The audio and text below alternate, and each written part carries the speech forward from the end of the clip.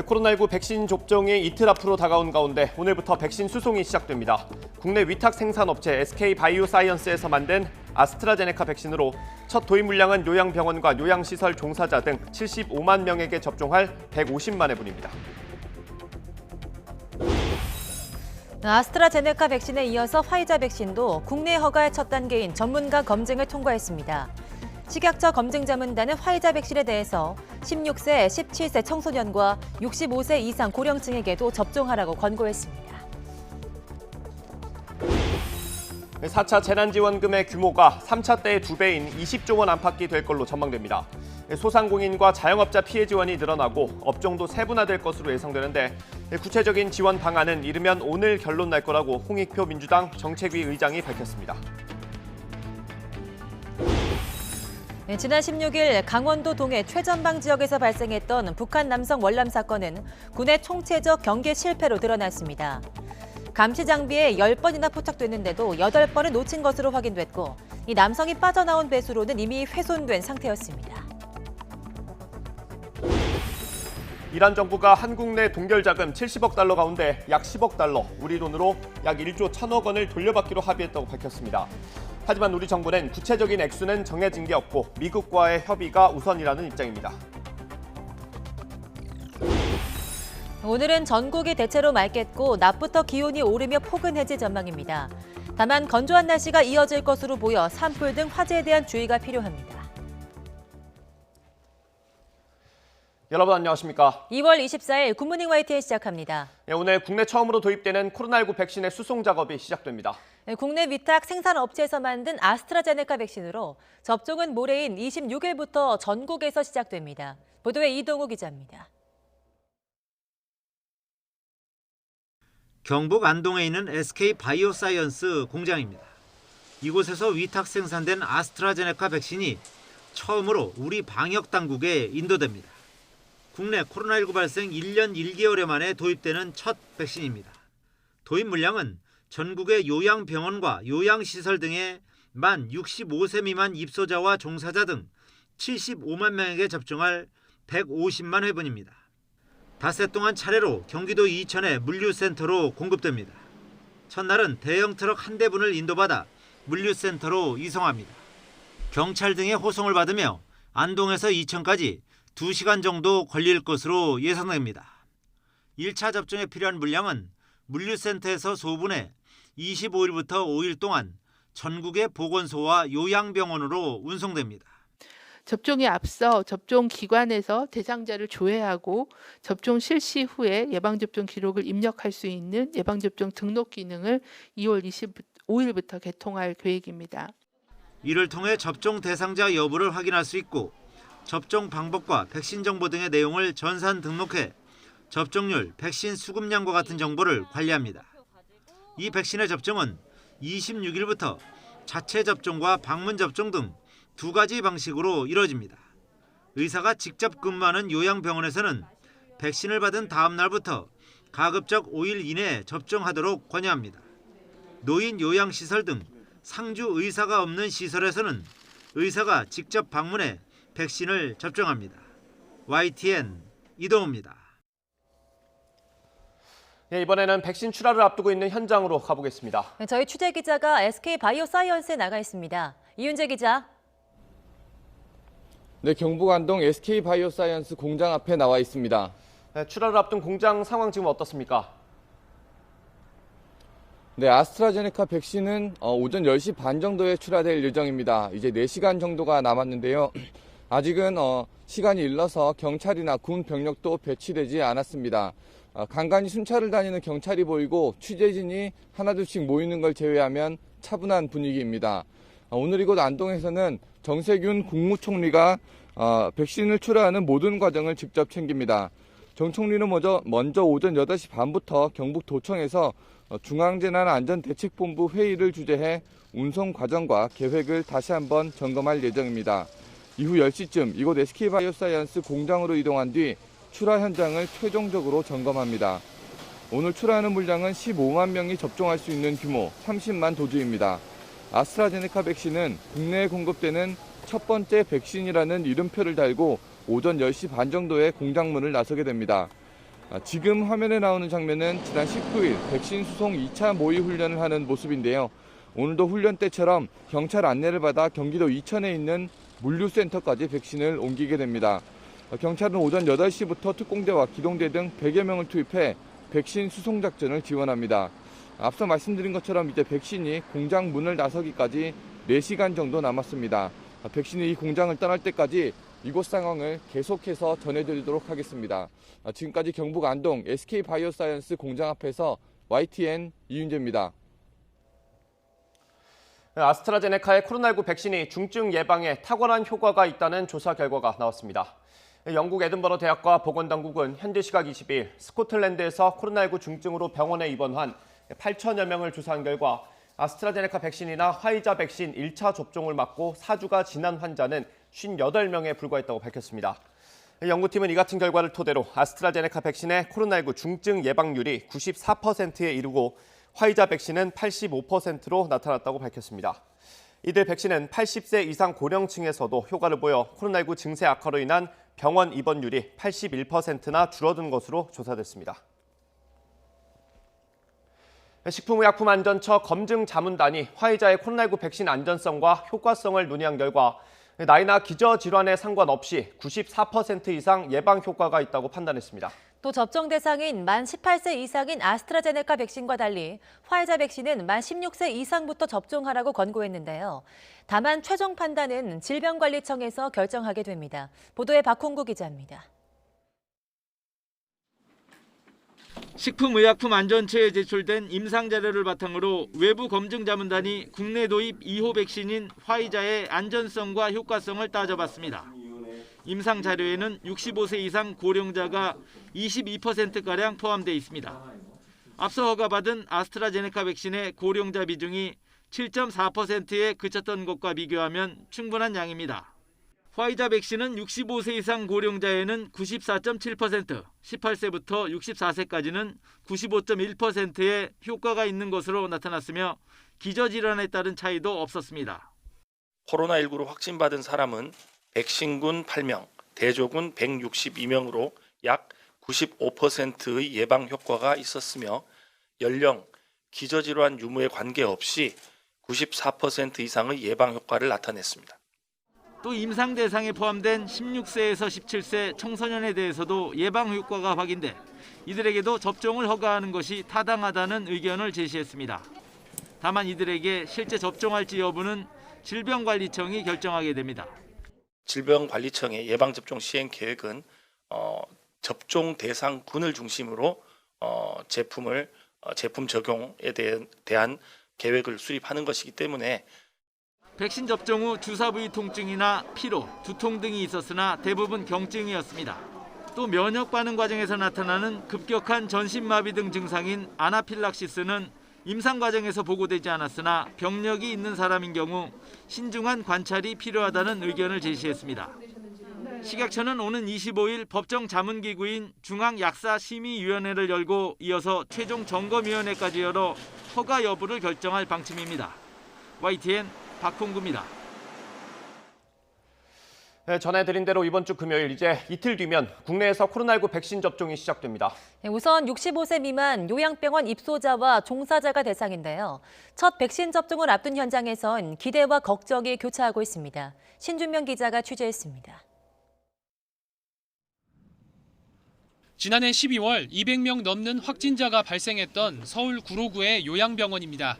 지난달 말 코로나19 전담 요양병원으로 지정되면서 지금은 거동이 불편한 고령의 확진자들을 치료하고 있습니다. 감염에 대한 걱정이 큰 만큼 요양보호사와 직원들은 백신 접종이 시작된다는 소식이 반갑기만 합니다. 전담 병원이니까 다른 데보다 위험률이 높기 때문에 키 몇 분 제외하고는 다 맞겠다는 입장이시더라고요. 1차 접종 대상자는 65살 미만 요양병원 입소자와 종사자로 36만여 명. 이 가운데 93.8%가 접종에 동의했습니다. 하지만 요양병원의 경우 입소자뿐 아니라 요양보호사 등 종사자도 65살 이상인 경우가 많아 이번 첫 접종이 실효성이 적다는 지적도 나옵니다. 환자를 케어하시는 분들이기 때문에 나이에 상관없이 그분들도 같이 환자와 같이 주사를 맞아야 된다고 생각을 합니다. 첫 백신 접종에 이어 정부는 집단 면역을 형성하기 위해 오는 9월까지 국민의 70% 이상을 목표로 백신 접종 계획을 준비하고 있습니다. 시민들은 정부의 방역 계획에 적극적으로 협조해야 한다고 말합니다. 당연히 맞아야죠. 당연히 맞아야 됩니다. 독감도 스스로 맞고 하니까 이런 경우는 당연히 맞아야죠. 아니 뭐 국가에서 다 검증해갖고 하는 거니까 믿고 맞는 것이 옳다고 생각합니다. 백신 접종이 시작되니 곧 예전과 같은 일상으로 돌아갈 수 있지 않을까 기대하는 목소리도 있습니다. 이제 친구들도 자주 못 만나는 것도 불편하고 뭐 마스크 이제 매일 사는 비용도 아깝기도 하고 벗고 싶기도 하고 그래서 백신이 좀 이제 많이 보편화되면 편해지지 않을까. 하지만 부작용이 걱정돼 접종 시기를 최대한 늦추고 싶다는 사람도 적지 않았습니다. 머리가 빠진다거나 막 그런 걸 본 적이 있는 것 같은데 네, 그래서 저도 부작용이 좀 염려돼서 저도 약간 만약에 백신이 이제 진짜 정식으로 이제 출시가 된다면 사람들이 이제 맞고 나서 이제 좀 맞고 싶은데 걱정과 기대가 교차하는 가운데 시작되는 백신 접종. 별다른 변수 없이 순조롭게 이뤄질 수 있을지 모든 국민의 시선이 쏠려 있습니다. YTN 신준명입니다. 네, 이처럼 이틀 뒤인 26일부터 국내에서도 코로나19 백신 예방접종이 시작되는 가운데 시민 궁금증을 해소하기 위한 전문가 설명회가 오늘 열립니다. 질병관리청은 오늘 오후 2시 10분부터 코로나19 백신의 안전한 접종을 위한 전문가 설명회를 진행한다고 밝혔습니다. 질병청은 국민소통단 소속 시민들과 출입 기자단 등으로부터 사전에 질문을 받았다고 설명했습니다. 주말과 휴일 영향으로 다소 주춤했던 코로나19 신규 확진자 숫자가 이렇게 다시 증가할 조짐을 보이고 있습니다. 어제 0시부터 밤 9시까지 신규 확진자는 모두 385명으로 집계됐습니다. 이에 따라서 오늘 0시 기준으로 발표될 확진자 숫자는 400명대를 기록할 걸로 보입니다. 이런 가운데 정부가 이르면 모레 사회적 거리두기 단계와 방역수칙 조정 여부를 결정합니다. 현행 거리두기 단계는 오는 28일 종료될 예정인데 직계가족 모임을 제외한 전국 5인 이상 사적 모임 금지 조치가 바뀔지 주목됩니다. 거리두기 조정과 함께 관심을 끄는 건 4차 재난지원금 액수입니다. 민주당의 홍익표 정책위 의장이 라디오에 출연했는데요. 20조 원 전후한 숫자가 될 것 같다 이렇게 밝혔습니다. 영업이 제한됐던 분들이나 매출이 상당히 줄어든 업종들을 중심으로 한다고도 밝혔습니다. 지급 기준에는 방역수칙 위반 여부가 추가될 것으로 보입니다. 정세균 총리는 방역수칙을 위반했다가 적발되면 4차 재난지원금도 지급하지 않겠다 이렇게 밝혔습니다. 어제 중대본 회의 모두 발언 들어보겠습니다. 방역수칙 위반 업소에 대해서는 현재 시행 중인 원 스트라이크 아웃 제도를 예외 없이 적용하고 곧 지급할 4차 재난지원금 지원 대상에서도 제외할 것입니다. 정부 여당은 이번 주말까지 이런 내용들을 최종 합의한 뒤에 다음 달 2일 국무회의에서 재원 마련을 위한 추경안까지 확정할 예정입니다. 네, 미국에서 코로나19에 감염된 사람이 전체 국민 12명 중 1명꼴, 사망자는 660명 중 1명꼴인 것으로 파악됐습니다. 바이든 대통령은 가슴 아픈 이정표라며 연방기관의 닷새 동안 조기 개양을 지시했습니다. 보도에 김영근 기자입니다. 미국의 코로나19 누적 사망자는 전 세계 사망자의 5분의 1이나 됩니다. 지난해 2월 초 첫 사망자가 나온 뒤 1년 만에 무려 50만 명이 목숨을 잃었습니다. 미국인 660명 중 1명꼴입니다. 누적 확진자도 2,800만 명이 넘습니다. 12명 중 1명이 코로나19에 감염된 셈입니다. 바이든 대통령은 가슴 아픈 이정표라면서 모든 연방기관에 5일 동안 조기를 걸도록 지시했습니다. 또 백악관에서 추모 행사를 열어 희생자들이 넋을 기렸습니다. Today we mark a truly grim, heartbreaking milestone. 500,071 dead. That's more Americans who have died in 1 year in this pandemic than in World War I, World War II, and the Vietnam War combined. 미국의 전체적인 코로나19 상황은 바이든 행정부 출범 후 크게 나아졌습니다. 백신 접종이 본격화됐고 마스크 의무 착용 등 방역 정책도 강화됐기 때문입니다. 하지만 전염력이 강한 변이 바이러스 확산이 변수입니다. 지금까지 미국 내에서 1,700건의 변이 바이러스 감염자가 확인됐는데 계속 확산 추세입니다. 워싱턴대 분석을 보면 4월 하순쯤 변이 바이러스 감염자가 신규 확진자의 80% 수준까지 치솟을 것으로 추정됐습니다. 파우치 소장은 변이 확산을 막기 위해서는 지금보다 백신 접종 속도를 더 높여야 한다고 강조했습니다. The best way to prevent further evolution of a virus is to prevent it from replicating. And you do that by vaccinating people as quickly as you possibly can. 미국에서 지금까지 백신을 1회 이상 접종한 사람은 4,400여만 명. 전체 인구의 13% 수준으로 집단 면역 형성 기준인 7, 80% 수준에 크게 못 미치고 있습니다. YTN 김영근입니다. 보리스 존슨 영국 총리가 지난 월요일 오는 6월까지 봉쇄 조치를 단계적으로 모두 해제하는 로드맵을 발표한 직후 영국에서 해외 항공권 예약이 폭주하고 있습니다. 올 여름 해외여행이 가능해질 거라는 기대감 때문입니다. 보도에 김원배 기자입니다. 보리스 존슨 영국 총리는 지난 22일 비필수적인 해외여행이 5월 17일까지는 불가능하며 해외여행 재개 관련 계획을 4월 12일까지 공개하겠다고 밝혔습니다. And a wretched year will give way to a spring and a summer that will be very different and incomparably better than the picture we see around us today. 존슨 총리의 발표 이후 영국인들 사이에서는 올여름 해외여행이 가능해질 것이란 기대감이 부풀어 오르고 있습니다. 이에 따라 영국에서 출발하는 항공권 예약에 불이 붙었습니다. 미국 CNBC와 블룸버그 통신 등에 따르면 영국의 대표적인 저가 항공사인 이지젯은 존슨 총리의 발표 후 수시간 동안 영국 내에서 항공권 예약이 337% 급증했습니다. 휴일 패키지 항공권 예약은 630% 폭증했습니다. 독일계 기업인 TUI도 존슨 총리의 발표 후 예약이 500% 급증했습니다. 이지젯은 항공권 예약에서 가장 인기 있는 행선지는 그리스, 스페인, 터키, 그리고 포르투갈인 것으로 나타났다고 전했습니다. 또 가장 인기 있는 해외여행 시기는 8월이라고 덧붙였습니다. 요한 룬드그렌 이지젯 최고 경영자는 성명에서 예약 급증은 영국 소비자들이 여행을 재개할 계획이라는 정부로부터의 신호를 기다리고 있었다는 것을 보여준다고 밝혔습니다. YTN 김원배입니다. 지난 16일 강원도 동해 최전방 지역에서 발생했던 북한 남성의 월남 사건은 우리 군의 총체적인 경계 실패가 원인이었던 걸로 드러났습니다. 감시 장비에 10번이나 잡혔는데도 8번을 놓쳤고 이 남성이 빠져나온 배수로는 이미 훼손된 상태였습니다. 김문경 기자의 보도입니다. 지난 16일 새벽 1시 5분쯤 북한 남성 A씨가 강원도 고성 통일전망대 부근 해안가로 상륙했습니다. A씨는 해안 철책을 따라 35분간 남쪽으로 이동하면서 잠수복과 오리발을 벌였고 이 과정에서 4대의 감시 장비에 5차례나 찍힌 사실이 군 조사 결과 드러났습니다. 이 가운데 2번은 이상 징후를 알리는 경보장치가 작동했지만 군은 별다른 조치를 취하지 않았습니다. 철책에 막힌 A씨는 1시 50분쯤 배수로를 빠져나온 뒤 사라졌고 새벽 4시 12분쯤 다시 CCTV에 등장합니다.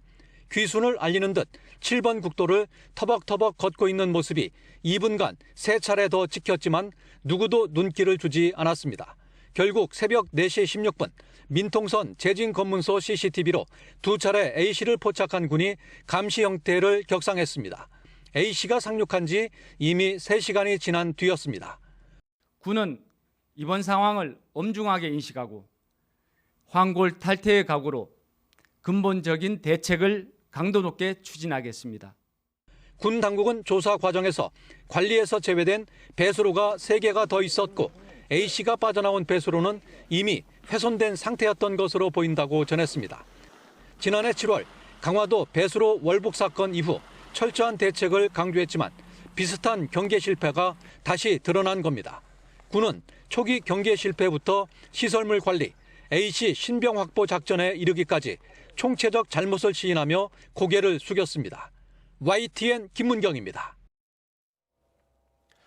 군의 조사 결과가 발표됐지만 북한 남성의 정확한 귀순 과정과 동기는 의문입니다. 지난 16일 당시 강풍이 불면서 1분에 3번꼴로 경보가 울린 과학화 경계 시스템 문제와 대책도 논란입니다. 이어서 이승윤 기자입니다. 군의 조사 결과 발표에도 북한 민간인의 월남 관련 의문과 논란은 여전합니다. 겨울바다에서 6시간 수영 논란에 대해 군은 잠수 보관에 패딩 점퍼를 입어 체온 유지와 부력이 가능했을 것이라고 설명했습니다. 혹시 수영이 아닌 예를 들면 뭐 부유물이라든지 목선이라든지 이런 건 혹시 생각해 보신 적은 없습니까? 증거물이라든가 이런 것 등등을 종합해 볼 때 그런 부분이 아니고 그 진술 내용이 타당하다 이렇게 알겠습니다. 부업으로 어업에 종사해 바다에 익숙하다면서도 구체적인 신원과 출신 등에 대해서는 함구했습니다. 또 잠수복과 오리발을 유기한 채 낙엽을 덮고 있다가 발견돼 귀순 의사가 의심스럽다는 의혹도 제기됐습니다.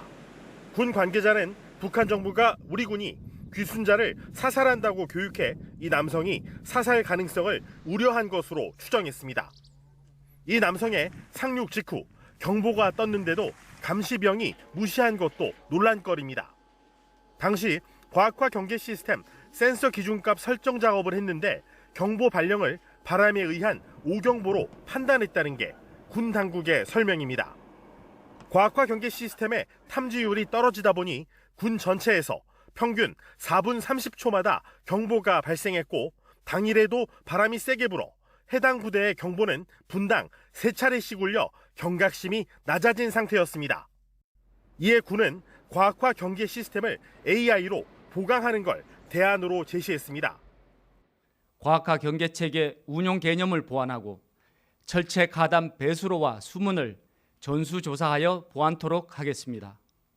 오경보를 줄일 수는 있겠지만 결국 사람이 운용하다 보니 근무 기강에 따라 이런 일이 재발할 수 있다는 한계가 있습니다.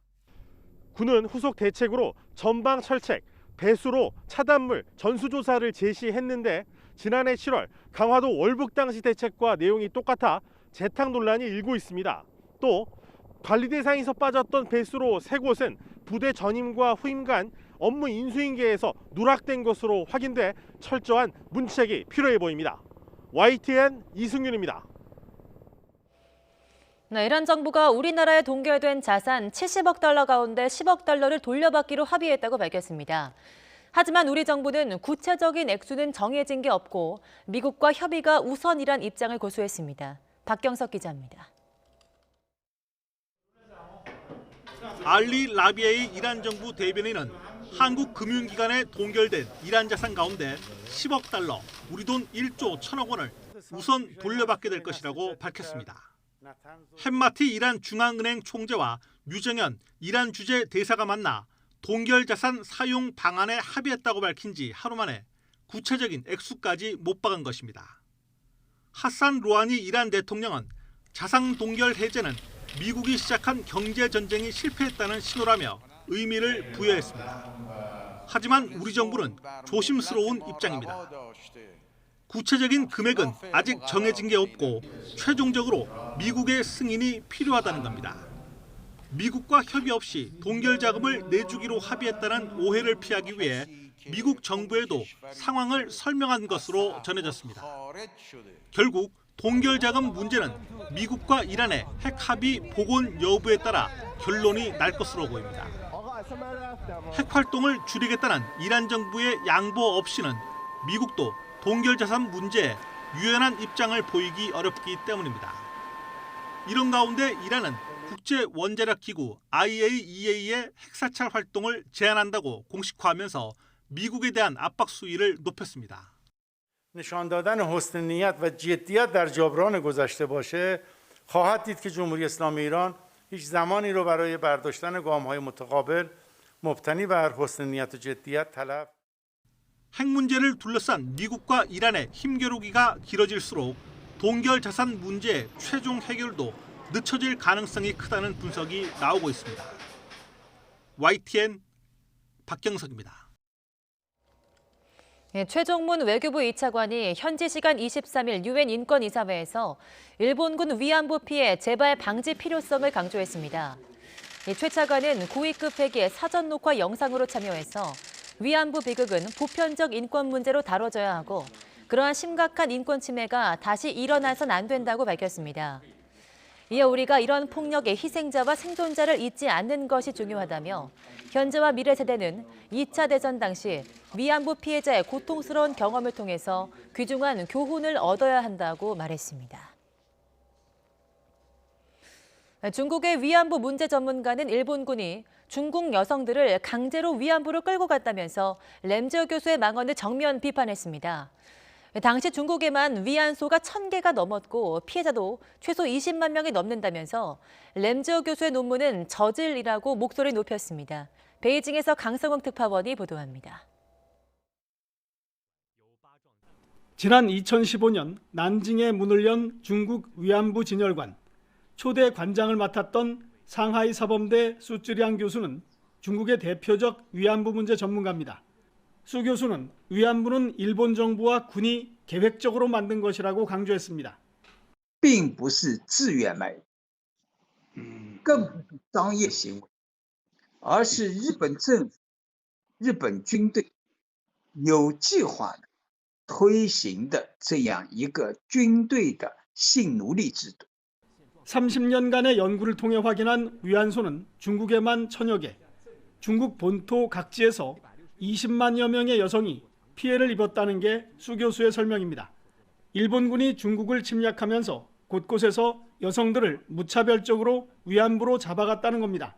中国因为是在战场，是被侵略的国家，日军呢直接到城市、到村庄去强抓，所以抓过去很多。 야오닝과 지린성 등 동북 지역은 피해자 집계조차 되지 않았다고 언급했습니다. 조선에서 끌려온 위안부 피해 여성 중 상당수는 결국 고향으로 돌아가지 못했다고도 말했습니다. 和尚书哈罗摩尼回来了，洪江林、易英兰等等那些老人，我现在名字都记得，都没有回来，都死在了武汉。 수 교수는 램지어 교수의 논문이 저질이며 어떻게 심사를 통과했는지 모르겠다고 비판했습니다. 일부 중국 매체들은 위안부 문제에 더 강력하게 대응해야 한다는 주장을 펴기도 했습니다. 지난주 중국 정부가 일본군 위안부는 범죄 행위라고 공식 반박한 것을 계기로 중국에서도 성토의 목소리가 커지고 있습니다. 베이징에서 YTN 강성웅입니다. 후쿠시마 앞바다에서 잡힌 물고기에서 2년 만에 처음으로 기준치를 넘는 방사성 물질이 확인됐습니다. 또 이번 강진 후에도 문제가 없다던 원전 역시 최근 잇따라 이상이 발견돼서 안전에 대한 불신이 커지고 있습니다. 도쿄에서 이경아 특파원이 보도합니다. 후쿠시마 원전 운영사인 도쿄전력은 강진 직후 사용 후 해결료를 보관하는 수조에서 물이 약간 넘친 정도라고 피해를 설명했습니다. 하지만 지진의 여파는 여기에 그치지 않았습니다. 수소 폭발을 막기 위해 일정 수준으로 유지돼 온 원자로 경납 용기에 내부 압력이 떨어진 사실을 지진 8일 뒤에야 확인한 겁니다. 녹아내린 해결료가 있는 경납 용기에서는 냉각수가 빠져나가 수위도 최고 70cm까지 떨어진 것으로 나타났습니다. 당초 공개하지 않았던 사실도 드러났습니다. 원전 내 지진계가 고장나 이번 지진을 기록하지 못했다는 겁니다. 故障していたことに気がつかなかったんですか? 昨年から故障していたのですが、それ自体には気がついておりましたが、ちょっと修復等の対応を取っていなかったということです。 뒤늦은 정보 공개에 부실한 관리 실태까지 드러나면서 비판이 쏟아졌습니다. 何かしらその確認ポイントがだらだらやってるような気がして、東京電力の発表を信頼できないと、もっといろいろな案件があるんじゃないかというふうな質問が入ってきたんです。 후쿠시마 앞바다에서 잡힌 우럭에서는 기준치를 5배 넘는 방사성 물질 세슘이 검출됐습니다. 이 지역 수산물에서 기준치를 넘는 방사성 물질이 나온 것은 2년 만에 처음입니다. 일본 정부는 그동안 후쿠시마 수산물 수입을 금지한 한국 등 세계 각국의 조치에 강한 불만을 표시해왔습니다. 15の国地域がこういった差別的ないわば規制を行っているということは極めて残念でございまして、むしろ誤解に基づいているんじゃないかなと思います。 최악의 원전 사고 후 10년. 잇따르는 문제들은 안전에 이상이 없다는 일본 측의 주장을 무색하게 하고 있습니다. 도쿄에서 YTN 이경아입니다. 김경협 국회 정보위원장이 이명박 박근혜 정부 시절을 포함해 국가정보원의 불법 사찰 문건이 20만 건에 이를 것으로 추정했습니다. 또 과거 대통령 권한대행을 맡았던 황교안 전 총리도 사찰 정보를 보고받았을 것으로 추측했습니다. 이에 대해 국민의힘은 정보를 보고하는 게 국정원의 임무라며 20만 건이 모두 불법 사찰 문건인지도 따져봐야 한다고 반박했습니다. 최하영 기자의 보도입니다. 더불어민주당 소속 김경협 국회 정보위원장이 국가정보원 사찰 의혹을 설명하겠다며 직접 기자들을 불러 모았습니다. 김 위원장은 먼저 국정원의 불법 사찰이 이명박 정부에서 박근혜 정부까지 이어진 것으로 봤습니다. 정보 공개를 신청했던 신청자들의 요구에 따라서 자료를 검색한 결과 박근혜 정부 시절 신상 정보 자료도 나오고 있다. 국정원의 비정상적인 신상 정보 수집은 대략 20만 건, 사찰 대상자는 2만 명이 넘을 것으로 추정했습니다. 또 사찰 정보 보고 대상에 민정수석과 정무수석, 국무총리가 명시된 자료도 있다며 황교안 전 총리가 대통령 권한대행 시절에 보고받았을 가능성도 간접적으로 언급했습니다. 국정원이 대통령 직속 기관이기 때문에 사실 국무총리한테는 보고할 의무는 없거든요. 그런데 국무총리한테 보고됐다라는 것으로 봤을 때 아마 이게 권한대행 시절이 아니겠는가. 이와 함께 민주당은 이명박 정부 시절 청와대 정무수석을 지낸 박형준 국민의힘 부산시장 예비후보의 관여 의혹도 거듭 꺼냈습니다. 박형준 당시 정무수석을 비롯한 관련자들은 보고받은 사찰 문서의 내용과 목적, 역할에 대해 분명하게 소명할 것을 요구합니다. 이런 주장에 대해 국민의힘은 크게 문제될 게 없다는 입장입니다. 정보위 야당 간사인 하태경 의원은 정보를 보고하는 게 국정원의 임무이고 총리가 보고를 받는 게 이상한 건 아니라며 사찰을 지시했는지가 중요하다고 말했습니다. 또 사찰 문건 20만 건은 확인되지도 않았고 도청이나 미행 등 불법 수단으로 취합했는지도 확인되지 않았다며 말장난에 불과하다고 지적했습니다. 국민의힘은 국정원 불법 사찰 의혹은 선거를 앞둔 이슈몰이이자 색깔 씌우기라는 입장이지만 그 뭐 옛날 얘기를 자꾸만 끄집어내는 건데 나 왜 그런 얘기가 자꾸만 나오는지 잘 이해가 되지 않아요. 민주당은 철저한 진상규명을 거듭 강조했습니다. YTN 최하영입니다. 검찰 인사를 두고 박범계 장관과 갈등을 빚으면서 사의를 표명했던 신현수 청와대 민정수석이 업무에 복귀했습니다. 일단 사의 파동은 일단락되는 양상이지만 갈등의 불씨는 여전히 남아있습니다. 차정윤 기자의 보도입니다. 신현수 청와대 민정수석의 사의 파동 이후 발표된 검찰 중간 간부 인사는 공석 충원 수준인 최소한으로 이뤄졌습니다. 주요 수사팀을 모두 유임해 민정수석 최종 사직으로 우려되는 국정공백과 혼선을 막는 타협이라는 분석입니다. 청와대도 인사 발표 이전 신수석의 잔류 사실을 알리며 휴가 중에도 인사를 협의한 것으로 안다고 힘을 실었고 앞서 국회에 출석한 박범계 법무부 장관도 청와대 민정수석실 간 불거진 잡음을 진화하려는 모습을 보였습니다. 직접 민정수석과 이 검찰 인사 협의하셨습니까? 청와대든 또 대검이든 충분한 소통이 있었다라고 저는 생각합니다. 다만 청와대는 신수석에 대한 문 대통령의 재신임 여부는 따로 입장을 밝히지 않았습니다. 이번 사태로 민정수석실은 물론 대통령의 리더십에도 큰 상처가 난 만큼 적절한 시점에 신수석을 교체할 수 있다는 분석이 나오는 이유입니다. 만약 문 대통령이 신수석을 계속 신임한다고 해도 갈등의 골이 깊어진 신수석과 박 장관 사이 관계가 회복될 수 있을지도 불분명합니다. 윤석열 검찰총장의 임기 만료인 7월 이후 대규모 검찰 인사가 예고된 만큼 재충돌도 우려되는 상황이기 때문입니다. 결국 문 대통령의 이번 사표 반려는 갈등 수습을 위한 미봉책이라는 분석에 무게가 실리고 있습니다. 민정수석이 임명 2달 만에 물러나는 최악의 상황은 피했지만 상처난 리더십의 회복도 대통령의 몫으로 남게 됐다는 평가입니다. YTN 차정은입니다. 여야가 오늘 신현수 민정수석의 사의 파동을 두고 다시 한번 공방을 벌일 것으로 보입니다. 국회 운영위원회는 오늘 오전 10시 전체 회의를 열고 국가인권위원회와 대통령 비서실, 대통령 경호처 등으로부터 업무 보고를 받습니다.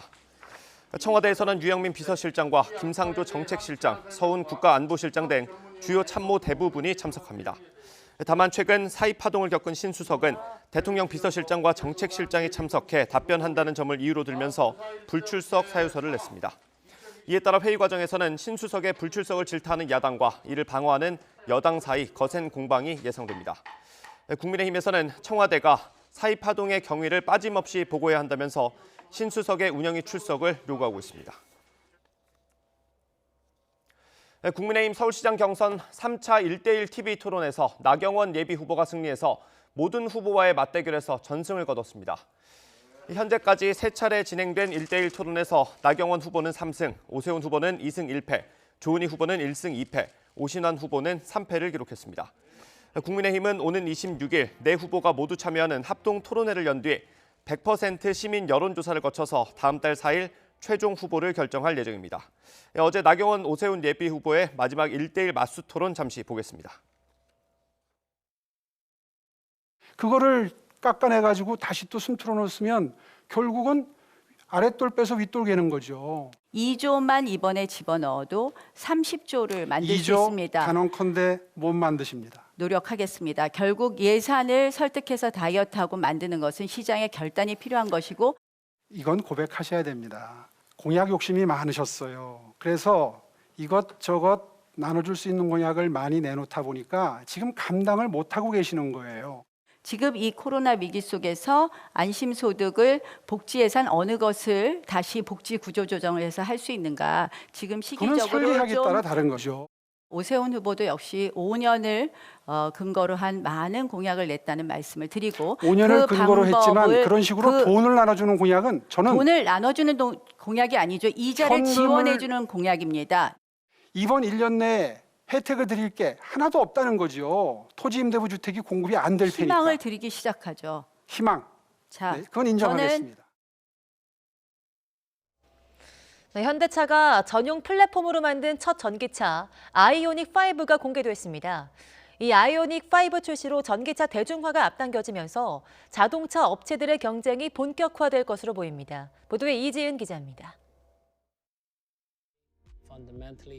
현대차가 1975년에 나온 첫 고유 모델 포니를 계승해 만든 전기차 아이오닉5입니다.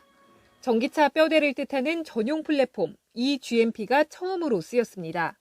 한 번 충전으로 달릴 수 있는 거리는 430km, 급속 충전도 가능합니다. 배터리 용량의 80%를 18분 만에 충전할 수 있고 단 5분의 충전으로 약 100km 정도 주행할 수 있어서 고객들의 충전 불편이 상당히 해소될 것으로 기대됩니다. 내연 기관차보다 넓어진 실내 공간을 다양하게 활용할 수도 있습니다. 또 거대한 휴대용 배터리처럼 외부로 전원을 공급해 각종 전자기기를 연결해 쓰도록 했습니다. 아이오닉5 가격은 5천만 원대로 보조금과 개별 소비세 혜택을 받으면 3천만 원 후반대가 됩니다. 앞서 전기차 세계 1위 테슬라도 모델3 롱레인지 가격을 보조금을 100% 받을 수 있는 6천만 원 아래로 낮추기도 했습니다. 지금부터는 일반인들 대상으로 소비층이 확대된다라고 보면 그래도 혁신의 아이콘보다는 자동차의 고유 품질, 승차감, 안정도 이런 모든 면을 보고 평가를 하게 되면 오히려 국내 자동차 메이커들의 경쟁력이 다소 높아지지 않을까. 지난 1월 미국 GM이 2025년까지 전기차 30종을 선보이겠다고 선언하는 등 세계 시장 선점을 위한 경쟁은 이미 뜨겁게 펼쳐지고 있습니다. 내연기관차에서 전기차로 변화의 흐름 속에 출시되는 현대차의 야심작 아이오닉5가 전기차 전쟁의 본격적인 포문을 열 것으로 전망됩니다. YTN 이지은입니다. 인천에 있는 건설 폐기물 처리 업체에서 50대 노동자가 컨베이어 벨트에 끼어 숨졌습니다. 기계를 작동시켜 놓은 상태로 설비 점검을 하다가 사고를 당한 걸로 조사됐습니다. 네, 이처럼 게임 사망 사고가 잇따르고 있지만 노동 현장은 좀처럼 바뀌지 않고 있습니다. 보도에 안윤학 기자입니다. 인천 서구에 있는 건설 폐기물 처리 업체. 폐기물을 잘게 부순 뒤 자력 선별기로 철근 등을 골라내 재판매하는 곳입니다. 새벽 0시 15분쯤 중국 교포 A씨가 자력 선별기 컨베이어 벨트에서 이물질 제거 작업을 하다 변을 당했습니다. 컨베이어 벨트에 끼어버린 겁니다. 사고 20여 분 만에 119 구조대가 이곳 업체에 도착했을 때 피해자 A씨는 이미 숨져 있었습니다. 경찰 조사 결과 A씨는 안전관리자나 동료 직원 없이 홀로 일하고 있었던 것으로 드러났습니다. 게다가 컨베이어 벨트는 계속 작동되고 있었습니다. 경찰은 사고 당시 CCTV 화면을 확보하고 현장 소장 등 업체 관계자들이 안전수칙을 위반했는지 수사하고 있습니다. 안으로 들어갈 수 좀 있을까요? 못 들어게 합니다. 회사에서 좀 막으라고 저한테 들어오지 마세요. 쳐다보지 마세요. 뭐 어빠요 그걸. 인천에서는 앞서 지난달 28일에도 80대 노동자가 비슷한 사고로 숨졌습니다. 폐기물 처리 업체 컨베이어 벨트 위에 올라가 청소 작업을 하다 갑자기 기계가 작동하면서 끼어 숨진 겁니다. 사고가 잇따르는데도 긴급 상황 대처법 등을 규정한 안전수칙이 현장에서 지켜지지 않는 일이 반복되는 것으로 보입니다. 중앙안전시행과 연락체계를 유지하거나 현장 스위치를 작업자가 직접 관리해야 할 필요가 있는데 사실 이런 경우에 이제 비용이 많이 들기 때문에 위급한 상황에 대처가 미숙할 수밖에 없습니다. 여전히 작업자의 안전이 뒷전인 현실. 관리 감독을 강화해야 한다는 지적이 커지고 있습니다. YTN 안윤학입니다. 특정 경제범죄법에서 일정 금액 이상 횡령과 배임 등을 한 경영자의 취업 제한 시점은 유죄가 확정된 때부터라는 법원의 판단이 나왔습니다. 이번 판례에 따르면 지난달 징역형이 확정돼 수감된 이재용 삼성전자 부회장도 현재 부회장직을 유지할 수 없어서 이른바 옥중 경영이 힘들어집니다. 서울행정법원은 지난 18일 박찬구 구모석유화학 회장이 집행유예 기간에 대표이사 취업을 승인하지 않은 법무부 장관 처분을 취소해달라고 낸 소송에서 원고 패소로 판결했습니다. 재판부는 특정 경제범죄법의 취업 제한 규정에 대해 유죄가 확정된 경영자의 취업 금지 기간 시작 시점은 유죄 판결이 확정된 때부터로 보는 게 타당하다고 판단했습니다. 방역 단계 완화로 술집과 음식점 영업시간이 연장되면서 음주운전도 덩달아 늘어날 우려가 커졌습니다. 네, 경찰은 앞으로 한 달간 서울 전역에서 단속을 강화해서 음주 교통사고 예방에 나섭니다. 김태민 기자의 보도입니다. 어젯밤 10시 서울 강남의 대로변.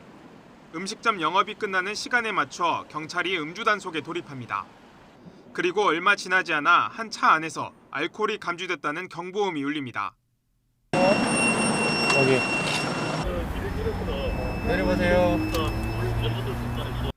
이 남성의 혈중 알코올 농도는 무려 0.115%, 면허 취소 수준이었습니다. 건너편 도로에서도 만취한 채로 고급 스포츠카를 몰던 여성이 단속에 딱 걸렸습니다. 됐습니다. 0.094 면허 취소시. 무면허 음주운전이 적발된 후 경찰과 승강이를 벌이거나 거부를 하신다 그러면 저희들 그 절차를 진행을 할 거예요. 여기서 3회 이상 진행을 할 거고요. 거기에서 불응하시면 저희들이 현행범 체포합니다. 아예 단속을 피해 달아나는 운전자도 있었습니다. 이처럼 방역 단계가 완화된 직후엔 느슨해진 분위기 속에 음주운전이 더욱 늘어나는 경향이 있습니다.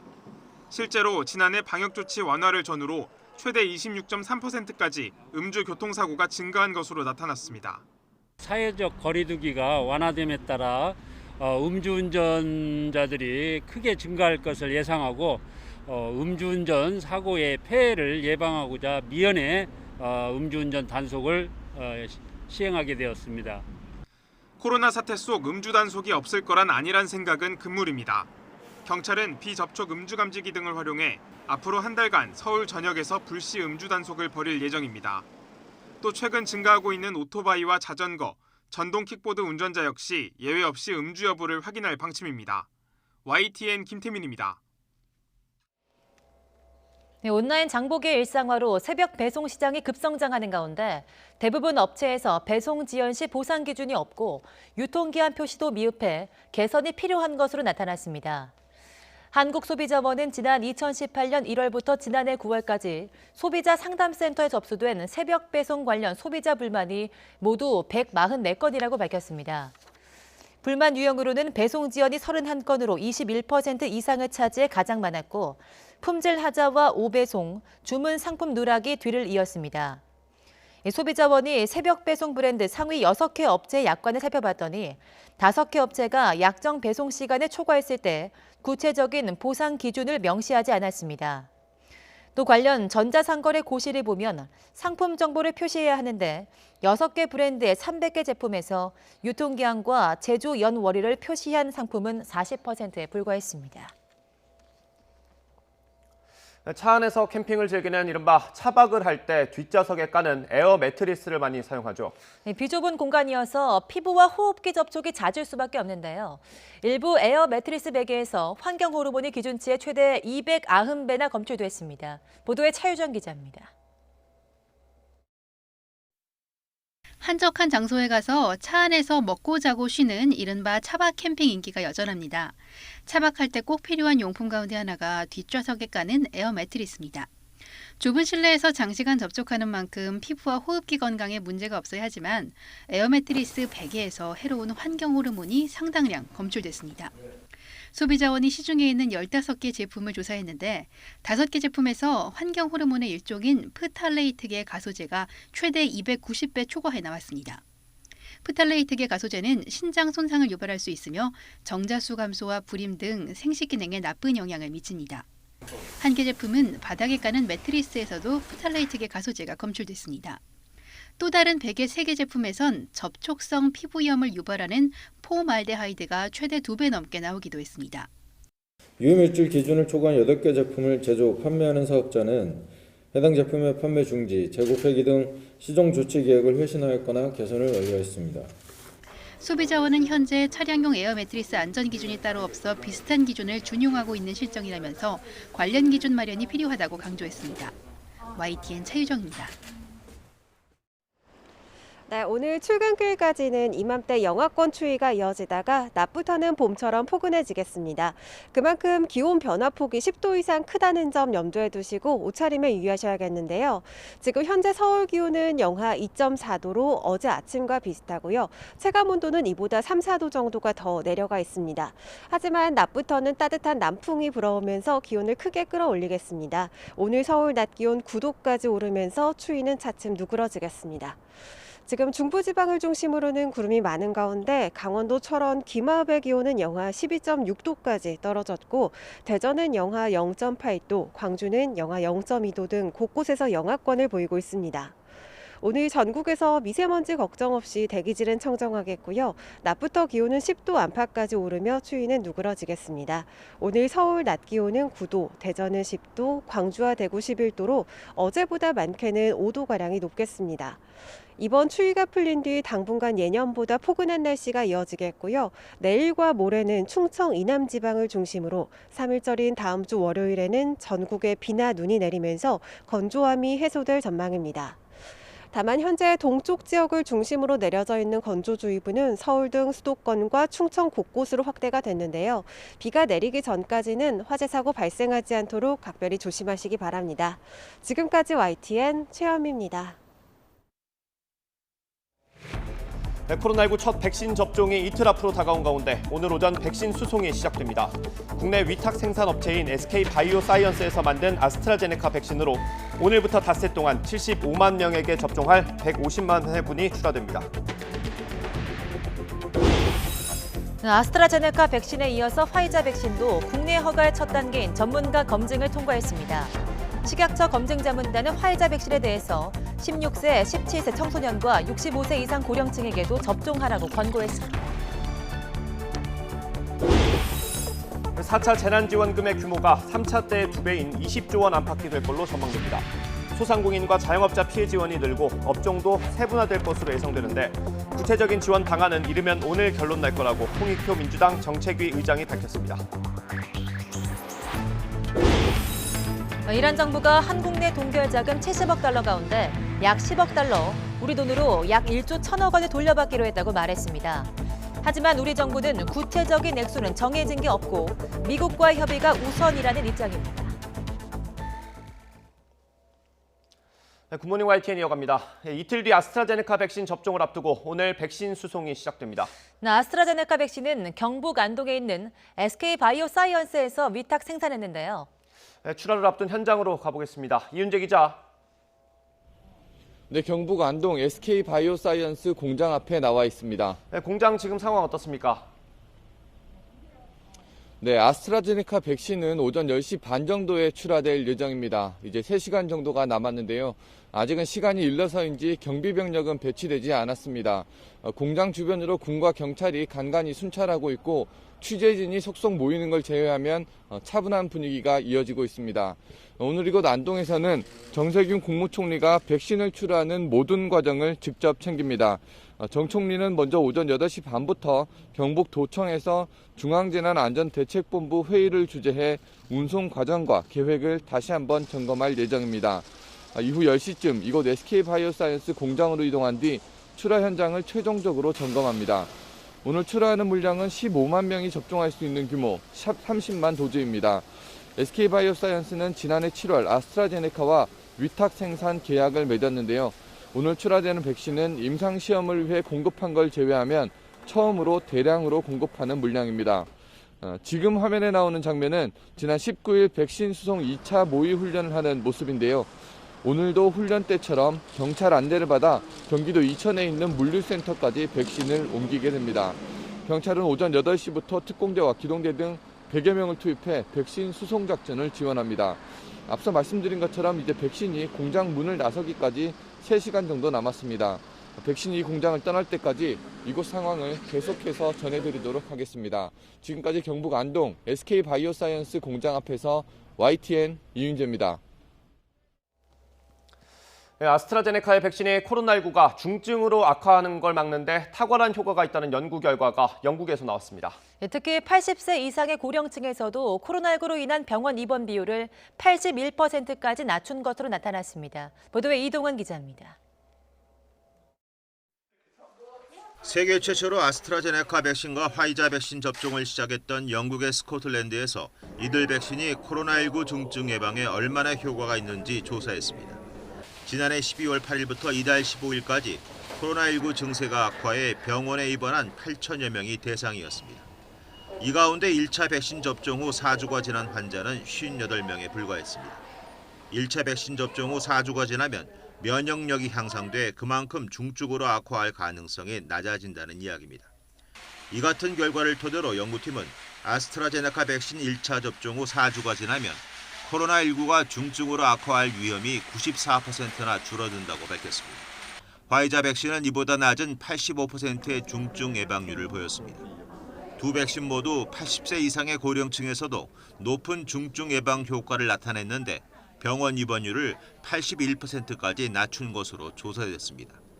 특히 아스트라제네카 백신의 경우 1차 접종 후 4주가 지난 80대 이상 환자는 2명에 불과했습니다. 스코틀랜드의 이번 연구엔 백신의 코로나19 전염 예방률과 면역력 지속 기간 등은 포함되지 않았습니다.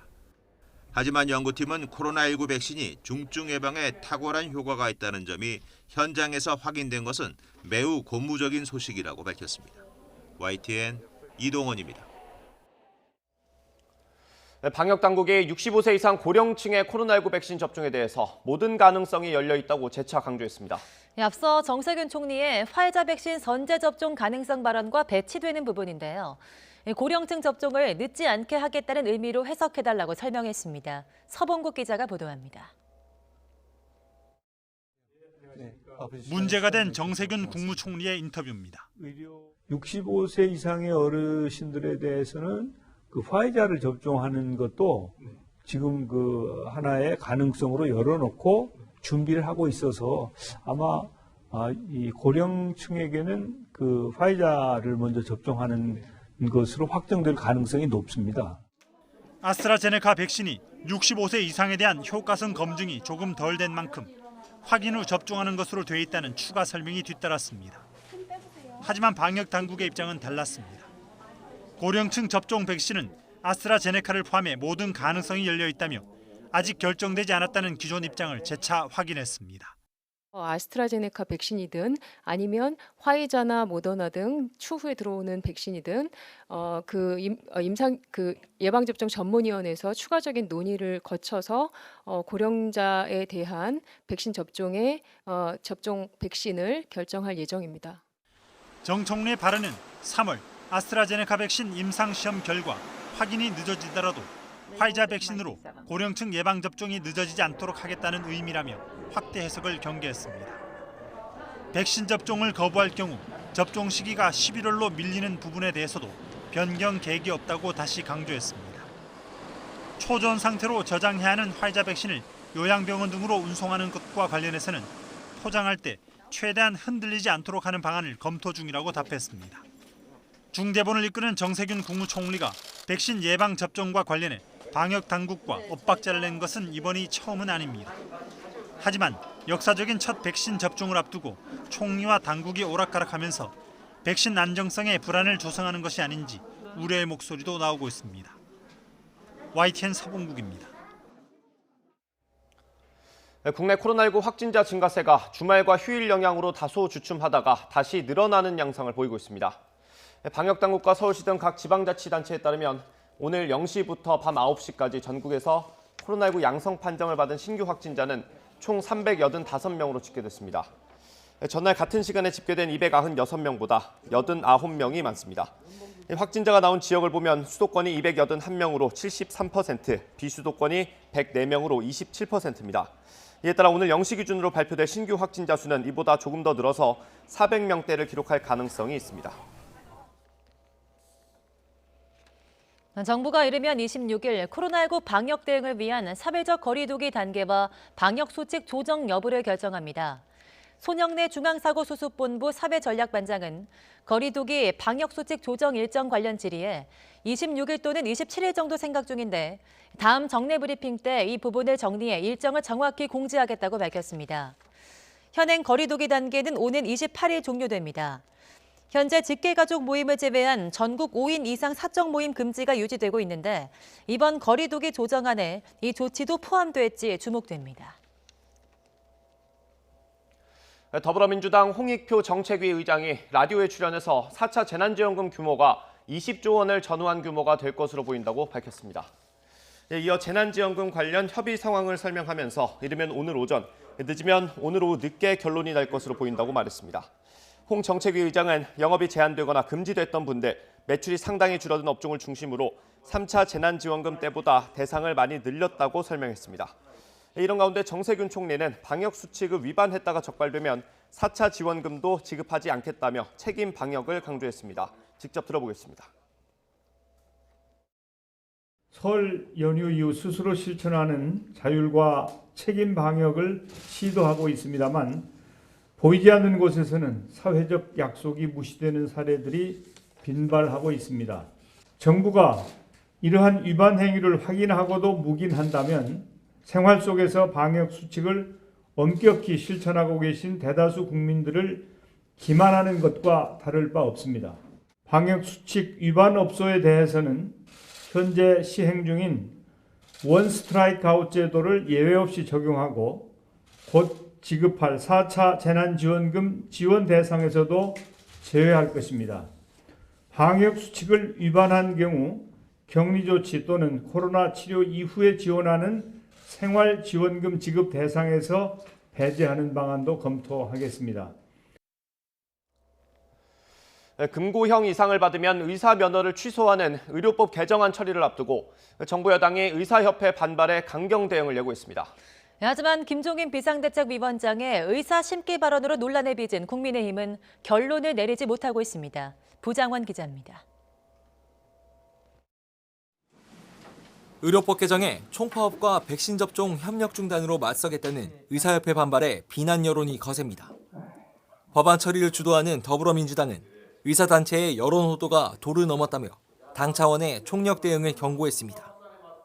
의협은 행정부, 입법부, 사법부를 모두 부정하는 치해 법권지대에 살고 있는 건가? 정세균 국무총리는 의사협회가 마치 교통사고만 내도 면허가 무조건 취소되는 것처럼 호도하고 있다며 집단 행위를 좌시하지 않겠다고 엄포를 놨고 이재명 경기지사는 한 발 더 나갔습니다. 의사협회가 독점 진료권을 이용해 대국민 위협을 벌이고 있다면서 간호사 등 일정 자격자들에게 의료행위를 일부 허용하는 방안을 제안한 겁니다.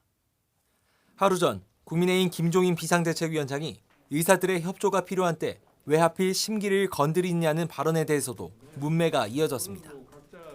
민주당은 앞으로 국민의힘 의원들이 법안 심의 전 의사협회에 묻고 김 위원장의 윤허를 받아야 할 것 같다고 비꼬았고 정의당은 국민의힘이 의사들의 심기 경호에 나섰다며 눈뜨고 볼 수 없을 지경이라고 꼬집었습니다.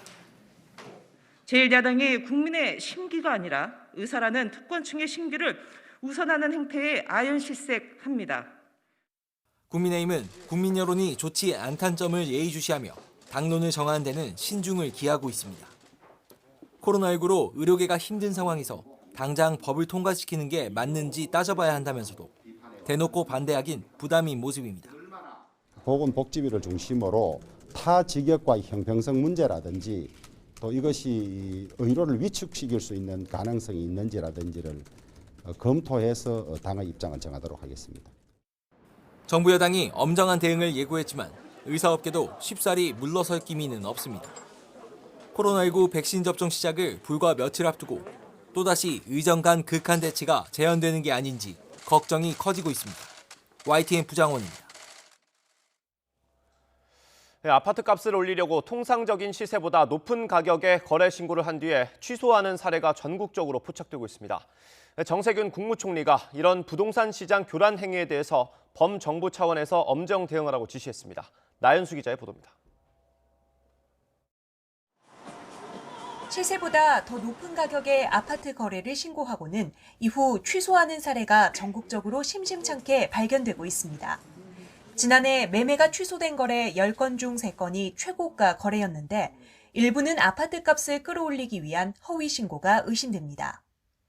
서울에서는 취소된 거래의 절반, 특히 광진 서초구와 마포구, 강남구에서는 60% 이상이 최고가였습니다. 정세균 국무총리가 국무회의에서 이 같은 신고가 허위 신고 사례를 지적하고 강력 조치하겠다고 밝혔습니다. 국민의 삶과 직결되는 부동산 시장이 일부 세력에 의해서 좌우되는 것을 결코 좌시하지 않겠다는 겁니다. 국토교통부와 기획재정부는 물론 국세청과 경찰청까지 유기적으로 협력해 허위 신고에 대처하라고 지시했습니다.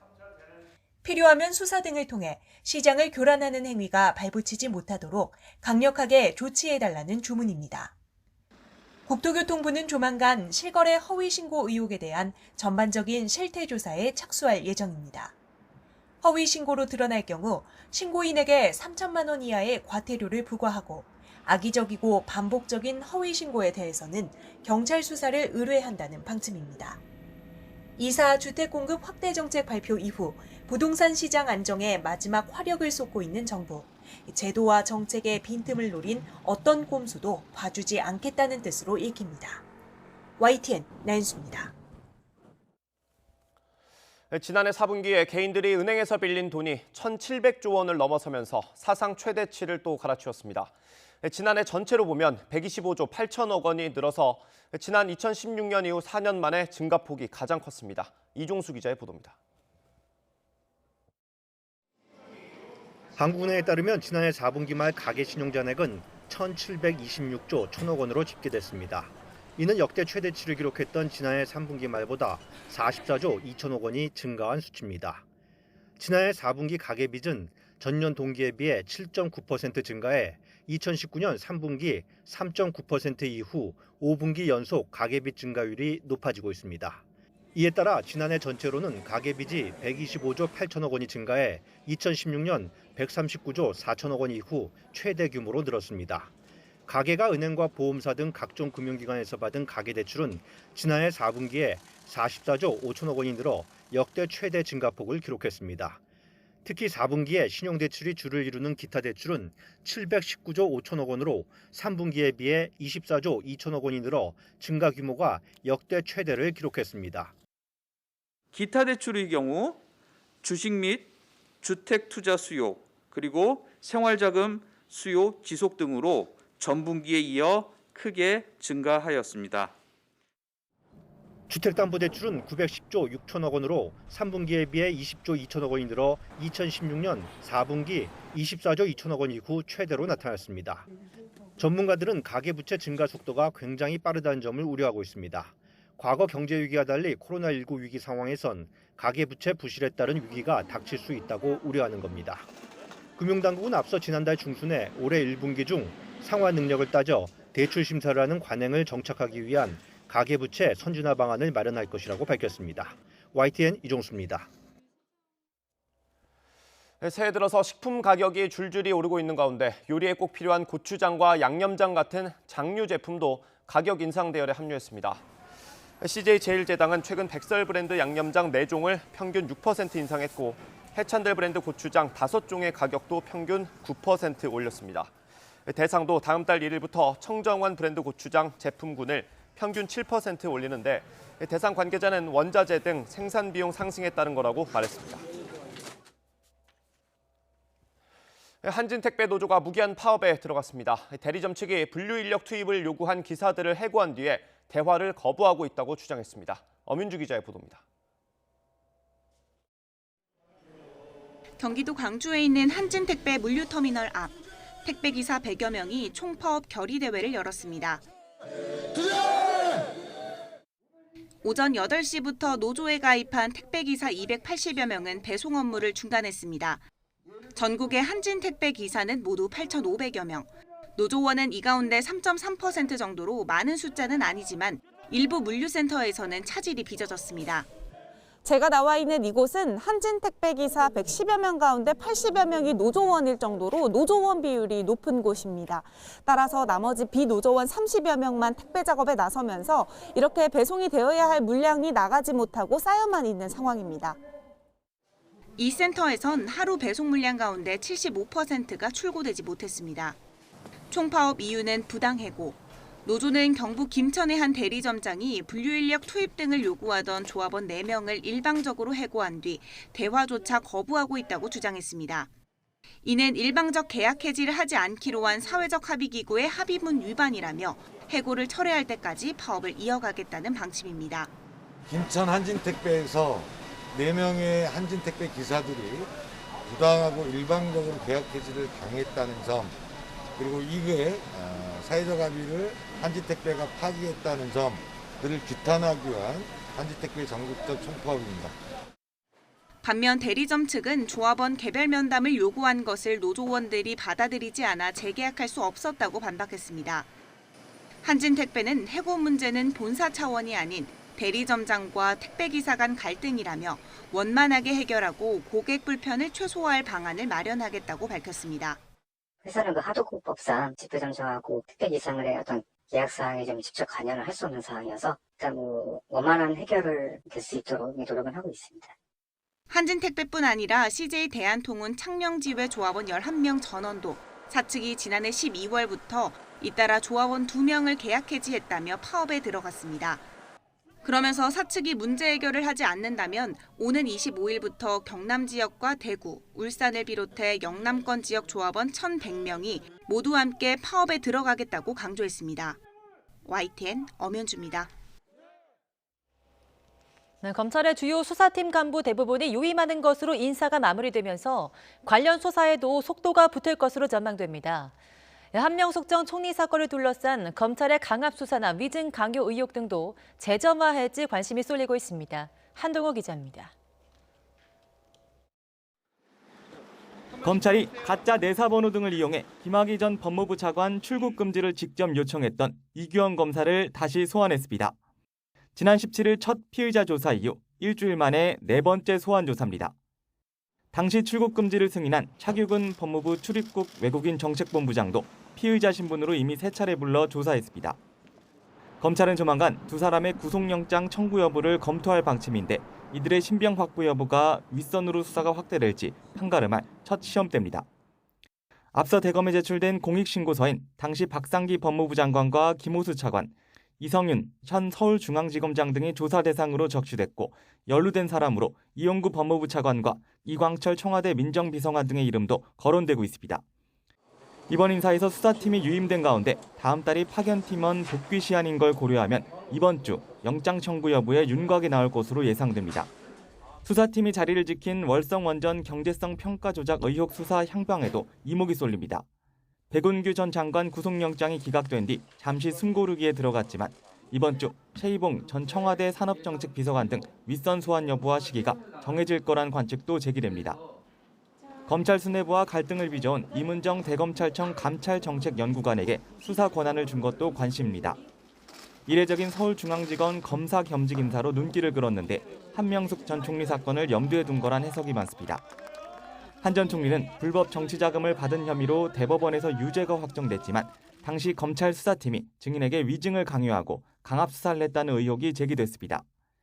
위증 의혹 사건의 공소시효 만료가 한 달 정도밖에 남지 않은 만큼 과거 검찰 수사팀에 대한 감찰과 수사가 급물살을 탈 가능성도 적지 않습니다. 임 연구관은 SNS를 통해 등산화 한 켤레를 장만한 듯 든든하다며 끝까지 가보겠다는 포부를 밝히기도 했습니다. 김학의 사건과 원전 관련 수사는 정부 고위층을 겨냥할 가능성이 크고 한명숙 전 총리 사건 감찰과 수사는 검찰 조직의 치부를 파헤칠 것으로 보입니다. 어느 쪽이든 수사가 본격화하면 갈등과 파열음도 상당할 것으로 전망됩니다. YTN 한동우입니다. 배구와 야구 등에 이어서 현역 프로농구 스타 선수가 학폭 가해자로 지목됐습니다. 학창 시절 잠시 농구 선수로 활동했다는 A씨는 20년 전 중학 시절 선배였던 B씨에게 개인이나 단체 기합 형식으로 폭행을 당했다고 주장했습니다.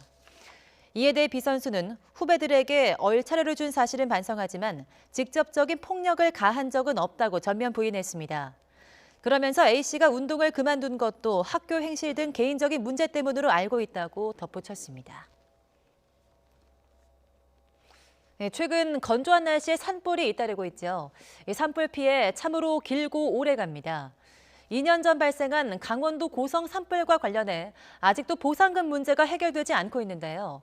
당시 이재민들이 트랙터 반납 시위에 나섰습니다. 지환 기자입니다. 트랙터 10여 대가 강원도청 광장에 세워졌습니다. 2년 전 발생한 강원도 고성 산불 이후 정부와 지자체 지원을 받아 구매한 트랙터입니다. 농민들은 산불 피해 보상금과 관련한 정부 구상권 청구 방침에 대한 항의 표시로 트랙터를 현물 반납하기로 했습니다. 사연은 이렇습니다. 지난 2019년 4월 이재민 1,500여 명이 발생한 강원도 고성 산불. 당시 정부는 당장 막막한 이재민들에게 보상금을 지급했습니다. 전체 규모는 300억 원대. 하지만 경찰 수사를 통해 산불 발생 원인자가 한국전력공사로 드러났고 이후 정부는 한전에 구상권을 청구하기로 했습니다. 그러자 한전은 구상권 청구액을 뺀 나머지 금액만 보상금으로 지급한다는 방침을 세운 상태. 이러면 피해 주민들은 정작 한전으로부터는 거의 보상을 받지 못하게 됩니다. 소송이 전개되면 일단은 소송 기간이 엄청 길어지기 때문에 저희가 벌써 2년을 지났지 않습니까? 그러면 우리 피해민이 배상금의 문제가 아니라 그 이전에 압살한다. 행정안전부는 다른 사회 재난 사례 등을 볼 때 법률에 따라 구상권 청구 소송이 불가피하다고 밝힌 상태. 강원도가 구상권 청구 방침 재고를 정부에 거듭 요청한 가운데 이재민들은 조만간 한전 본사를 찾아 단식 농성 등 강경 투쟁을 예고했습니다. YTN 지환입니다.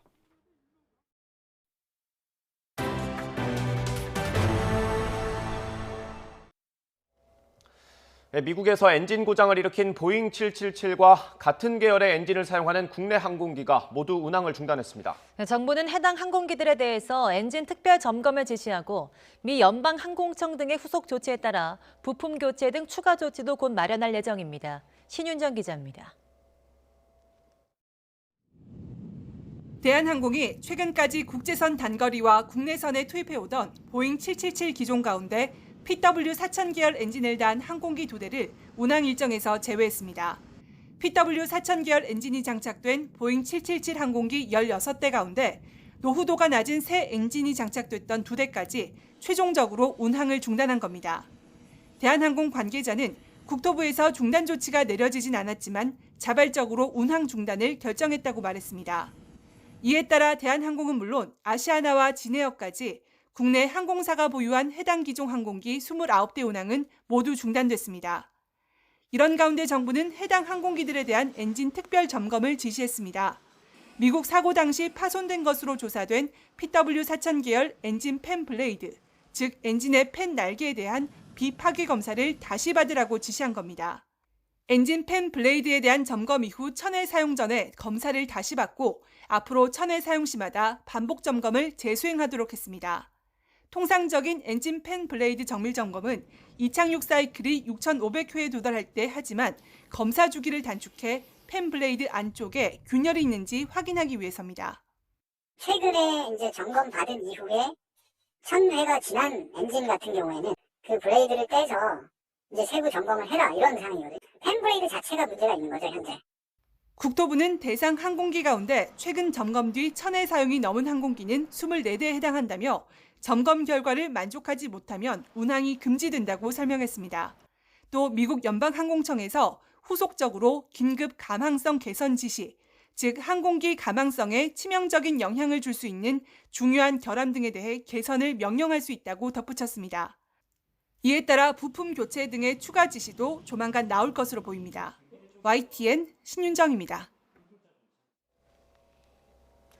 지난 20일 미국에서 비행 중에 고장을 일으켜 지상으로 파편이 떨어진 보잉 777 여객기의 고장 원인으로 금속 피로가 지목됐습니다. 미국 교통안전위원회 로버트 서멀트 위원장은 예비 평가 결과를 전제로 이같이 설명했습니다. 금속 피로는 금속에 반복적인 힘이 가해져서 강도가 떨어지는 현상입니다. 마약 판매책으로 수배 중이던 외국인 한 명이 경찰에 붙잡혔습니다. 외국인들이 모여 담배를 피우는 모습을 보고 대마초를 피우는 것 같다는 오인 신고가 접수되면서 덜미를 잡혔습니다. 박희재 기자입니다. 외국인들이 경찰에 팔을 붙들린 채 줄줄이 건물을 나와 호송 차량으로 향합니다. 지난 21일 밤 9시 반쯤 경기 시흥시 한 음식점에 단체로 모여있던 태국인 남성들이 연행되는 모습입니다. 무슨 사람이 와야 하고 이겼거니 와야가 하겠거니 그런 생각 안 하죠? 네. 오늘 오는 사람도 그런 있을까 겁나는데. 당시 경찰은 외국인들이 집단으로 마약을 하는 것 같다는 112 신고를 접수하고 차량 6대와 경력 20여 명을 투입해 현장을 덮쳤습니다. 무언가를 피우다 붙잡힌 태국인들은 14명, 모두 불법 체류 상태였습니다. 조사 결과 이들이 피운 건 마약이 아닌 담배인 것으로 파악됐습니다. 오인 신고였던 겁니다. 하지만 마약 검사를 해보니 검거된 인원 가운데 한 명은 양성 반응이 나왔습니다. 신원을 조회해보니 지난달 수배령이 내려진 태국인 27살 A씨였습니다. 마약을 소지하고 투약한 것뿐 아니라 판매책으로 지목된 용의자였습니다. 양성 반응이 나왔고, 그다음에 수배자였던 거죠. 뭐 마약은 안 했지만은 거기 이제 불체자하고 마약 그 수배자가 있었으니까 이게요. 시흥 경찰서는 A씨를 쫓고 있던 인천경찰청에 신병을 인계하고 불법 체류자로 확인된 다른 태국인 13명은 출입국 관리사무소로 넘겼습니다. 시흥시청은 태국인들이 모여있던 음식점이 5인 이상 집합금지 지침을 어긴 만큼 업주에게 과태료 150만 원을 처분 내린다는 방침입니다. YTN 박희재입니다. 부동산 소액 투자 서비스로 많은 투자자를 끌어모은 토스 후속 보도입니다. 토스는 단순히 광고만 했다면서 책임에서 발을 빼고 있지만 토스 앱에서 투자부터 결제까지 모든 과정이 이루어졌습니다. 사실상 중개를 한 것과 다름이 없는데 처벌하기는 어렵다고 합니다. 그 이유가 뭔지 박기환 기자가 보도합니다.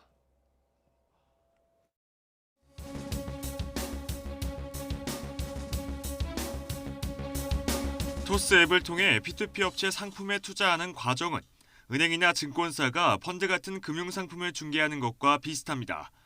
토스는 광고라고 분명히 언급했다지만 상품에 저희가 운영이나 기획에는 관여하지 않는다 이런 것들은 계속 노출은 되어 있었죠. 본인은 여기서 계속 토스 안에 들어가 있다라고 생각하실 수도 있겠죠. 근데 그런 부분들을 계속 주의 문구들을 계속 노출을 시키고 있거든요. 그런 문제들 때문에. 투자자들은 토스를 통해 샀다고 말합니다. 투자 회사들을 토스가 중간에서 묶어서 투자자들과 투자 회사 사이에서 그 역할을 하는 줄 알고 있었던 거죠. 토스가 어느 정도 검증을 한다. 그런데 금융감독원 가이드라인을 보면 P2P 상품을 광고할 땐 계약이나 결제를 대신해주면 안 되고 투자업체 홈페이지로 안내하라고 명시하고 있습니다. 광고업체가 투자업체인 것처럼 오해하게 하지 말라는 겁니다. 한마디로 토스를 통해 투자 계약이 이루어져선 안 된다는 지침입니다. 하지만 토스 앱에서 광고하는 상품을 선택하면 별도 회원가입이나 P2P 회사의 홈페이지 방문 없이 계좌 이체까지 채 5분도 걸리지 않았습니다. 증권사 앱에서 펀드 상품을 구입하는 것보다도 간단합니다. 단순 광고의 범위를 넘어섭니다. 계약 체결의 역할을 한 만큼 문제가 생기면 일정 부분 책임도 져야 합니다. 그런데 현재 법망으론 처벌하기 어렵습니다. 우선 금감원 가이드라인은 법적 구속력이 없습니다. 투자자 모집이나 이런 온라인 플랫폼에 대해서는 저희가 감독권은 아직까지는 없어서요. 법적 구속력이 없는 가이드라인 형태이기 때문에 이렇게 해서 했으면 좋겠다라는 권고 정도. 지난해 시행된 온라인 투자 연계 금융업법에는 P2P 상품은 다른 업체가 중개하지 못하도록 하는 내용이 있어 이걸로는 처벌이 가능합니다. 하지만 오는 8월까지 유예했기 때문에 당장은 적용받지 않습니다. P2P 업체도 책임을 회피할 수 있는 구조를 가지고 있는 상태에서 P2P 업체가 다른 어떤 전자금융결제와 관련된 시스템과 연계했을 때 그거에 대한 책임을 거기에 묻기는 어려운 상황인 거죠. 결국 피해를 호소하는 투자자들이 우후죽순 늘어가는데도 토스 앱 광고는 제재할 수 없는 상황. 제도 정비가 필요하다는 목소리가 나옵니다. 금융상품에 대한 판매 과정에서 광고와 추천과 권유 그리고 중개 이 부분이 명확하지가 않습니다. 금융소비자들이 하는 행동 패턴을 보고 반영해야 될 것 같습니다. 전문가들은 이와 함께 투자자들도 P2P 상품은 법적으로 보호받기 어렵다는 점을 제대로 알고 투자해야 한다고 강조합니다. YTN 박기환입니다. 최태원 SK그룹 회장이 4대 그룹 총수 가운데 처음으로 상공회의소 회장 임기를 시작했습니다. 무역협회도 구자열 LS그룹 회장이 차기 회장에 확정되면서 기업인들이 주요 경제단체들을 모두 이끌게 됐습니다. 조용선 기자의 보도입니다. 상공회의소 수장이 박용만 두산 인프라코어 회장에서 최태원 SK 회장으로 바뀌었습니다. 24대 서울상위 회장으로 선출된 최 회장은 관례에 따라 다음 달에는 재계를 대표하는 경제단체인 대한상위 회장도 겸합니다. 위축된 재계에 힘을 실어주기 위해서는 4대 총수가 맡아야 한다는 요구가 반영된 결과입니다. 어려운 시기에 이런 일을 맡는 것에 대해서 상당히 망설임과 또 여러 가지 생각이 교차를 했습니다만은 서울상위를 잘 이끌어 나가도록 앞으로도 나름 견마지로를 다 하도록 하겠습니다. 이와 함께 달라진 산업구조에 맞춰 대한상위 회장단도 대거 개편됐습니다. 7명의 신임 부회장 자리에 김범수 카카오 의장, 김택진 NC소프트 대표, 장병규 크래프톤 의장 등 정보통신계 인사들이 대거 합류했습니다. 무역협회는 구자열 LS 회장이 15년 만에 관료 출신이 아닌 기업인으로서 회장직을 맡게 됐습니다. 코로나19 사태로 불투명성이 높아진 수출기업 전선에 경륜이 있는 기업인이 필요했기 때문입니다. 최태원 구자열 회장은 아버지인 고 최종현 구평의 회장에 이어 부자가 경제단체장을 맡는 셈입니다. 조만간 차기 회장을 선출하는 전국경제인연합회는 마땅한 후보가 없어서 허창수 GS그룹 명예회장이 연임할 것으로 보입니다.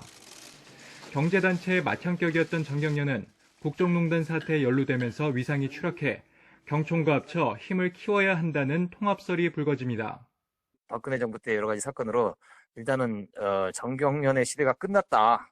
완전히 끝난 것 같아요. 대한상위 총수를 지금 이제 우리나라 대기업 총수가 지금 겸직하는 거기 때문에 상당한 이번에 어떤 그 변화가 됐다, 어떤 진화가 됐다 이렇게 얘기할 수 있고요. 최근 기업규제법들이 연이어 국회에서 통과하면서 경제단체들이 재계 입장에 더욱 힘을 실어줄 수 있도록 쇄신이 필요하다는 요구를 받고 있습니다. 주요 경제단체 수장에 최태원 구자열 회장 등이 함께 오르면서 5대 경제단체 모두가 15년 만에 기업인 회장 시대를 맞게 됐습니다. YTN 조용성입니다. 미국에서 위안부 역사를 왜곡한 하버드대 램저 교수의 논문에 대한 비판의 목소리가 확산하고 있습니다. 학계에 이어서 연방 의원들도 규탄에 동참하고 있고 관련 시민단체들도 적극 나서고 있습니다. 워싱턴 강태욱 특파원이 보도합니다. 지난해 도널드 트럼프 전 대통령의 탄핵을 주도한 미국 하원 정보위원장 애덤 쉬프 의원. 쉬프 의원은 2차 세계대전 당시 일본군에 의해 조직적으로 자행된 전쟁 성폭력은 반인도적 범죄로 결코 잊혀지거나 변명의 여지가 없다고 강조했습니다. 그러면서 위안부 피해 생존자와 그 후손들과 함께 그들의 끔찍한 기억과 정의를 주장하는 데 동참하겠다고 말했습니다. 아시안 코커스 의장인 주디추 연방 하원 의원도 일본군의 위안부 문제는 오늘까지도 생존자들을 괴롭히는 역사적 사실이라며 이를 뒤집으려는 어떠한 시도도 용납될 수 없다고 강조했습니다. 이들은 램지오 교수 논문을 규탄한다며 LA 한인회에 보낸 성명에서 이같이 밝혔습니다. LA 한인회는 이와 함께 최석구 캘리포니아주 하원 의원과 LA 시의원인 존 리, 길 세디오 등 지역 정치인들도 동참하고 있다고 전했습니다. 위안부 관련 시민단체도 적극적으로 움직이고 있습니다.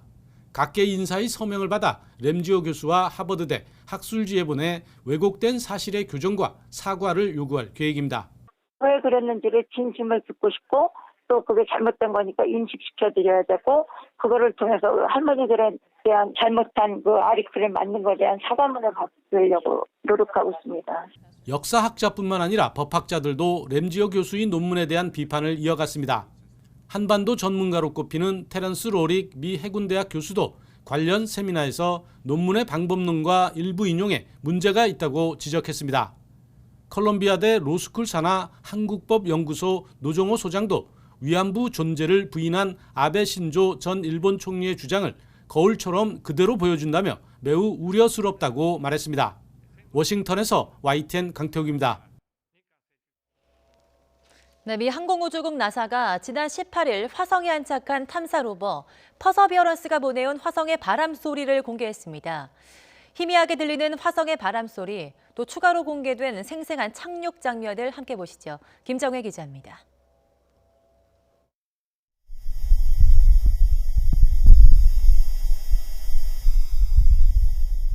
기계음 사이로 뭔가 희미한 소리가 들립니다.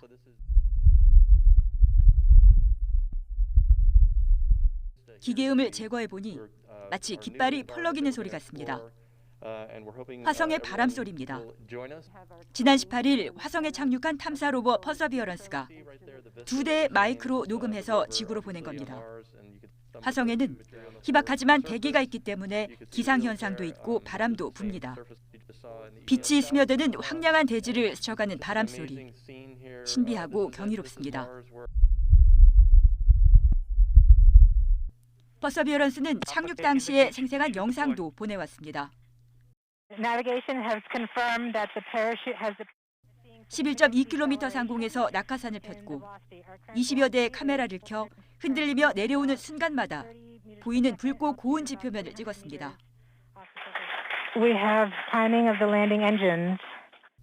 본격적인 착륙 준비에 들어간 퍼서비어런스. 잠시 뒤 거센 바람에 흙먼지가 일면서 화면이 가려지더니 Touchdown confirmed. Perseverance safely on the surface of Mars. Ready.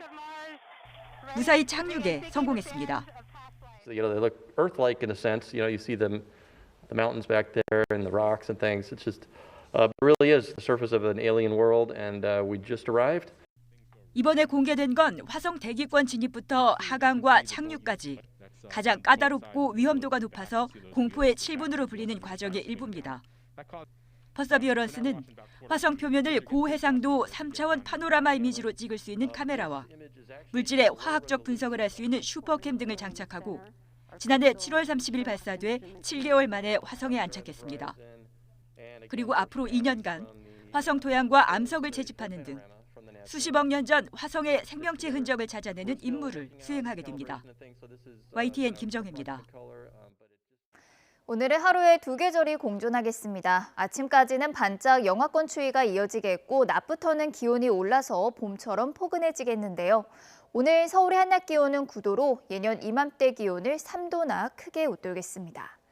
다만 서울 등 수도권과 충청 내륙으로 건조특보가 확대한 가운데 대기는 점점 더 메말라가겠는데요. 산불 등 화재가 발생하기 쉬운 만큼 계속해서 불씨 관리도 철저히 해주시기 바랍니다. 오늘 하늘은 대체로 맑겠고 미세먼지 걱정 없이 공기도 깨끗하겠습니다. 모레까지는 동해안에 너울성 파도가 높게 일겠습니다. 오늘 낮 기온은 10도 안팎까지 크게 오르겠습니다. 서울의 한낮 기온은 9도, 대전은 10도, 광주와 대구는 11도, 부산은 12도 선까지 크게 오르겠습니다. 내일과 모레 사이에는 충청 이남 지방을 중심으로 또 다음 주 월요일에는 전국에 건조함을 해소해줄 단비가 내릴 전망입니다. 지금까지 날씨 정보였습니다. 오늘 굿모닝 YTN 여기서 마치겠습니다. 이어서 YTN 24가 방송됩니다. 시청해주신 여러분 고맙습니다.